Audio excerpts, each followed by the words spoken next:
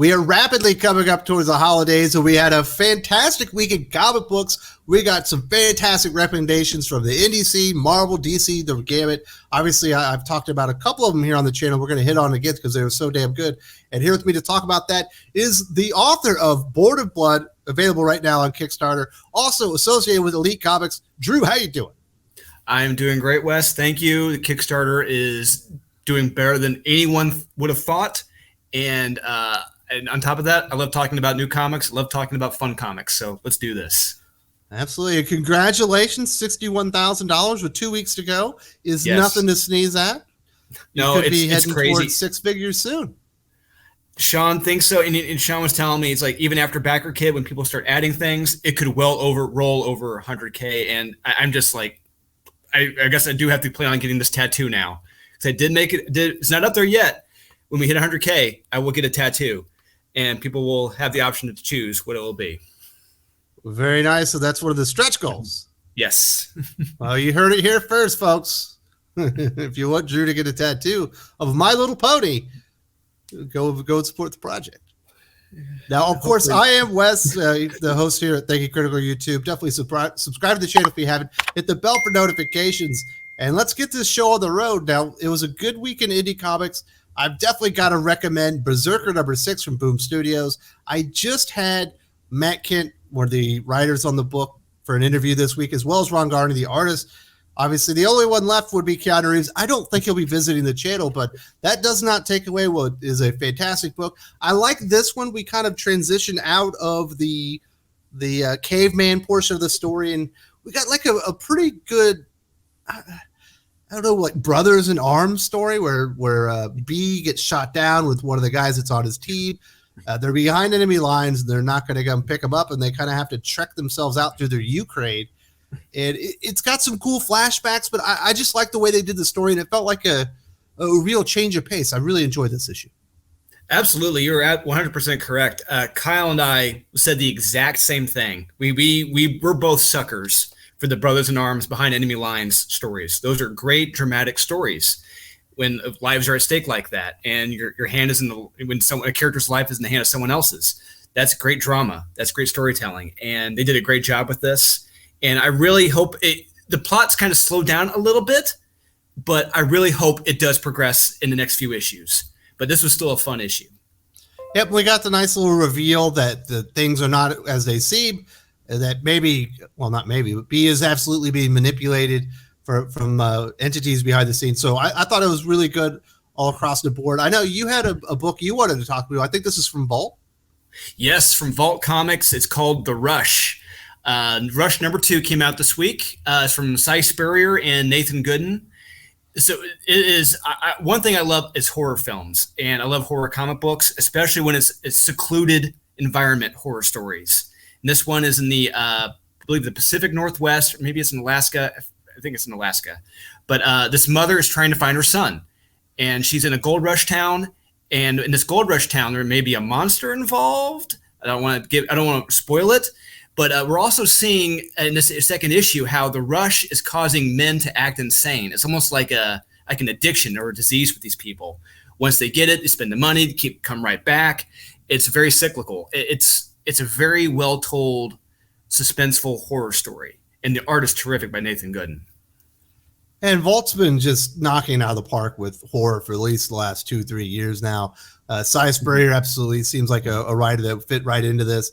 And, you know, it's a good play on words. When you see The Rush as far as a comic book, you're not expecting that to be associated with Gold Rush. So I think it's a good play on words. And, you know, hey, if it's Vault Comics, you can kind of take it to the bank that it's going to be high quality. Absolutely. And this had multiple covers when issue 1 came out. They're all terrific. And, I mean, everything from the paper quality to the writing to the pacing, the storytelling, the suspense, it's one of the best stories this year so far. It's only been 2 issues, and I really wish this would come out around Halloween, so that way I could probably put this in my top 10 for the year, but I can't because we're only 2 issues in so far. But it's a solid pick on the indie scene. Yeah, it's always sucks when you get the books that kind of come out at the end of the year. I remember We Live, The Kill Lock both came out kind of at the end of the year. It kind of straddles. I know what you're talking about there. Were there any other indie books that you wanted to just highlight real quick before we move on to Marvel? Not exactly. The two were for me were Berserk and the Rush. I mean, those are two you cannot go wrong with at all this week. They're fantastic. Absolutely. Let's move over to Marvel. And this is, in my opinion, as far as all the comic books being published at the major publishers that aren't like on a special imprint, Strange Academy is the best gateway, in my opinion, for young readers into comic books. It's essentially, I hate to do it like this because it kind of, but it's the easiest way to understand. It's Hogwarts, but it's in the Marvel Universe, and it's the Doctor Strange Academy. It's Scotty Young writing, Humberto Ramos on art. Humberto Ramos obviously was working on Spider-Man before this. I feel like his art has leveled up a little bit here. I feel like he's more at home on this type of story. Scotty Young does really great work with younger characters. He shines here. Now, this is an interesting issue. It's not the most action-packed thing that you're ever going to find. It's a transition issue that's kind of setting the stage for like the next big story arc. Obviously, Doctor Strange is out of the Marvel Comics universe here, but we have Doyle Dormammu accidentally sees the future, and it might not be so pleasant for him, and he gets to see the other members of the Academy. And we also have, oh my goodness, what's the name of the villain guy that's given wishes? I know you're talking about the Lantern or Jack. Is it It's something play? I can't remember the exact name of the character. Yeah, I know you're talking about. Yeah, we have another younger member of the cast that's he's lost an artifact that gave him his magic, and he's looking to get it back. So he's going to make what appears to be a bad deal with somebody that's looking to take advantage of him. I just really love the series. I love it that I can read it with my son. I think if you're a parent, you want your kids to like comic books. Strange Academy is great, and this is a really good issue. I completely agree with you 100%. So I'm going to be completely honest. I had avoided this series initially like the plague. I am not the biggest Scotty Young fan. I do not a big fan of his art. And when it wasn't until I went to the Dallas Fan Expo when I came across Humberto Ramos and his agent, they looked directly at me and they said, "You have not reviewed Strange Academy once, not once." And Humberto looks up at me and just shakes his head no. And they're like, "I'm letting you guys know, you need to jump in on these issues coming up." I'm like, "All right, you called down the thunder." So I read the last issue. I flippin' loved it. And I read this issue. I am hook, line, and sinker on this series now. These characters are amazing. They're all unique in their own way.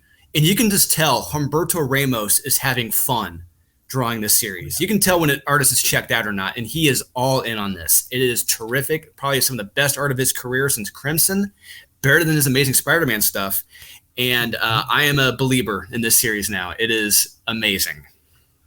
Yeah, I like the fact that you have some of these young characters come from the good side, some from the bad side, some from places you don't really know. It would make sense that they would be in some type of an environment together as kids. So really like that would. Yeah. Oh, sorry. They're all unique in their own way. They all have their own different motivations, which is terrific. That's what I love about it. And I can't wait for the next issue. You are really excited about the latest Donny Cates effort. Ryan Ottley feels a bit more at home on the Hulk than he did on Amazing Spider-Man, which surprises me. It felt like that was going to be a good fit, but this feels like it's an even better fit. Absolutely. When Hulk #2 came out, I saved this one for one of my last books to read for the week. And if you do not get the page 2, like the double page spread, if you're not laughing out loud, if you're not laughing at that, I don't know what's wrong with you. I was busting out laughing. Kyle was busting out laughing. Sean was looking at us like, "What are you guys laughing at?" And we show him that, and Sean is hook, line, and sinker in the comic. He is laughing. He's enjoying it. This issue is just straight up fun all the way through. You see what the Hulk is having to do, how Bruce is controlling the Hulk, and who Hulk fights. It's hysterical. And at the very end of this, we get the appearance of a character. We're like, what? How is this working? This is just straight up fun. It is a big step up from issue 1, and you cannot go wrong with the Hulk this week. Absolutely. Yeah. I'm still not certain that this is a Hulk book, but I said, hey, it's Donny Cates and Ryan Ottley. They're going to have a lot of fun. I think that eventually they are going to bring it home, but it's certainly a new take on the character. Yes. Well, it's not completely new. We've seen something similar to this, but it's a new a way to spin it. So I'll give him congratulations for doing something interesting and unique, and absolutely the Hulk's going to be must read into the near future. You knew Donny Cates was going to do something very strange with the character. Absolutely, and Hulk definitely smashes in this comic several times, and it is terrific. Bloody well done. He is the smash. Or were there any other Marvel comics that you wanted to identify real quickly before we hit to DC? Those were the two this week. Strange Academy. Like I said, I'm a believer now in that series. I am hook, line, and sinker on the series. It's amazing. We also got another issue of the Peach Momoko kind of series that she's doing the interior art, the Demon Days. Demon Days. I haven't gotten to read it yet because of all the things that have been happening here. But I've loved every issue so far, so I imagine that one's going to be just as good, and the interior art's going to look beautiful. Probably, yeah. Like I've. The workers at Comic Slate, they know me well. I do not like Peach Momoko's artwork. I've said it here, I am not a fan of hers. I'm not on her bandwagon. I don't get it. Have you read the Demon Days stories? No. It's just every time I see it, I'm just like, interior work is completely different. The interior works is much more proficient than you would have anticipated based on the cover work. Maybe I'll check out issue 1. It's just I could be wrong because I was wrong about Scott Young. That's what I'm telling you. He even melted Yeah. Doc's rock stone cold heart, and he had to admit that it was pretty good. I'll probably check if Doc did enjoy it. I'll probably have to check it out now. But I was wrong about Strange Academy. I'm hook, line, and sinker on that series now. So you could very well be right. So I'm gonna have to check out issue 1. I was in the same boat you were. I was very skeptical going in. I was like, it's a cover artist. She's very she has her own unique style. I don't think it's going to transfer into interiors, and she definitely proved me wrong. I have not got to read this week's issue, but it's got to be good because everything else so far has been good. Let's get into DC, and once again, this was a DC week. There are a lot of good DC titles out there, but I can't put anything above Robin and Batman #2, Jeff Lemire, Dustin Wynn. I talked about it in This Week at Batman. This is up there it's going to be in my top 10 comic books of the year list. I'm certain of it. I haven't started racking and stacking them yet, but this thing was brilliant. There's a few continuity things in there that kept it from being like a perfect 5-star comic for me, but it was right on the edge. I love the characterization of Robin. I love the little adventure they go on with the Teen Titans and the twist at the end with Bruce. It felt like it was all in character, and I do like the Dustin Wynn, the watercolor art style. Absolutely. This is another artist. He does not get enough work. I wish he was working a lot more, and I would love to have some of the original pages from this series because they are just straight up beautiful. And like you said, the twist at the end of this, I did not see that coming. I should have seen it coming, but it's like, it got me, Jeff. Damn. It sucked you in. You weren't thinking about it. Wasn't even thinking about it. When you have that much fun, you don't think about it. It just happens. And it's a shame. The only downside of this, it's only 3 issues. I wish this could have been extended to 6, and I don't want it. I don't want this to end. That's the downside to this. Yeah, that was such a good issue, and probably the strongest part, and I didn't even mention it, is the characterization of Alfred. Obviously, we're missing Alfred really in the DC universe now, so it's good to revisit the character and seeing his relationship, the protective nature over Dick, and where he's adversarial with Bruce, even though he's technically his boss or whatever. And I like the dynamics of all that. Yeah, and I said this to Kyle and Sean. I don't know if I said it on here, but I see this as a good bookend to the All-Star Batman and Robin the Boy Wonder, because what Jeff has set up here, it's kind of similar to what Frank Miller was setting up in that relationship, but not that extreme. It's almost right there. Rats.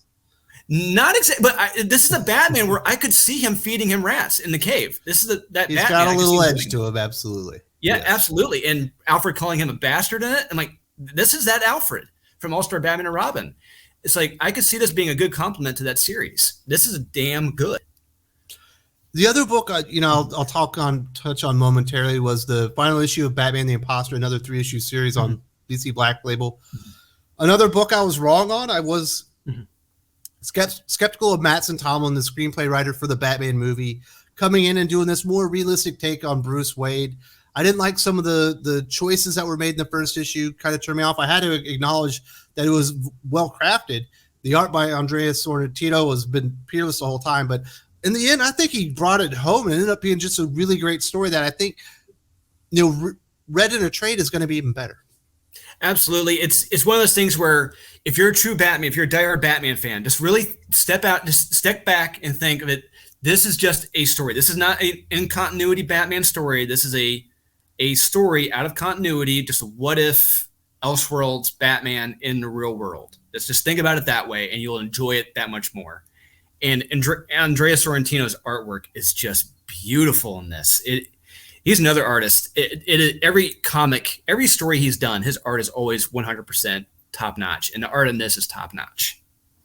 All right, so I know there's another DC book that you were quite impressed with that doesn't have anything to do with Batman, so I know the viewers would be happy with that. What was the one that stood out for you, Drew? It is Titans United, number 4 this week by Kevin Scott and Jose Luis Lopez Guardia. I believe I pronounced that right. This series has just been fast-paced action. This is just a fast-paced action story, and we have our Titans. We have our traditional Titans just kicking butt, taking names. We got an alien invasion possibly happening. You got Cadmus involved, taking the powers from the Titans, putting them in people. Women are drawn like babes. The guys are drawn like heroes. It's terrific. The art in this is amazing. It's amazing how some of the best artists right now are on some of the titles that DC is not advertising or pushing at all, which is a damn shame. This is an artist, Jose Luis. He needs to be getting more work because his art is terrific. I love the Titans. They're so underutilized, and every time they put them back together, it just leads to monumental amounts of disappointment because it's clear, for the most part, DC don't seem to care about the title and its history, within the DC legacy. That was the title that was challenging X-Men during the 80s. Absolutely. The Titans should be almost as important, if not as important, as the Justice League, and they haven't been treated like that. So it's nice to see this change of pace and see them treated well and just let them go kick some ass and take some names. It's such a fun group of characters to get together. Absolutely. And I'm having fun with these characters. I'm having fun with this series. And it's a shame, like I said before, like they're not advertising series like these where we're having fun reading. They're pushing the comics that they're pushing their own agendas on. Those are the ones you need to be reading. Like, no, these are the ones we're having fun reading. These are the ones you should be you should be celebrating, but they're not. It's a damn shame. Yeah, they're not even talking about Action Comics. That's they got a pretty decent in continuity Batman or Superman story going on. They don't even mention. Were there any other DC comics that stood out for you? Like I said, it was a strong week for DC. I'm going through my notes from the ones I read this past week, and those we hit upon the good ones. Really, those were the good DC books this week. The great DC books this week. Those were the titles out there that were really strong. We are going to come back and do this next week. Normally, Christmas week is a slow week as far as big releases. Although I believe 2 years ago, this is when the Kill Lock came out. Or maybe it was last. I believe this is when they released the first issue of the Kill Lock. Would have been on this week specifically when it came out. So there's always going to be a diamond in the rough. We will be reading all the comic books, and we will let you know what is worth reading next week. We will be here for you. We're not leaving you. That's what I'm saying, Drew. Nope. We're here for you. If you enjoyed this video, please give it a like. I would appreciate it very much. It helps us attract more views for the channel. Subscribe for future commentary, comic book news, and reviews. And don't forget to ring the bell for notifications. If you want to talk comics, movies, and much, much more, you can follow me on Twitter at Wes_from_TC. With that, Salamat Po, and I'm out.